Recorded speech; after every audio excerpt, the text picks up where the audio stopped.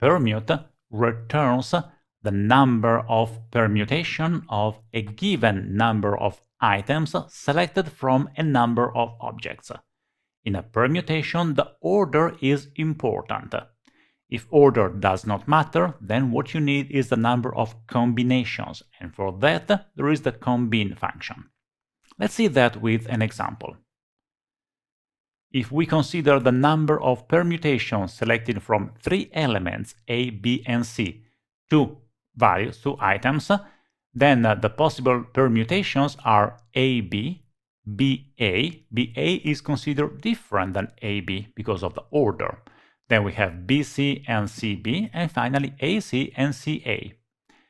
In the query, I'm returning the result of permute called with different arguments, and you see that the result of permute 3, 2 is exactly 6.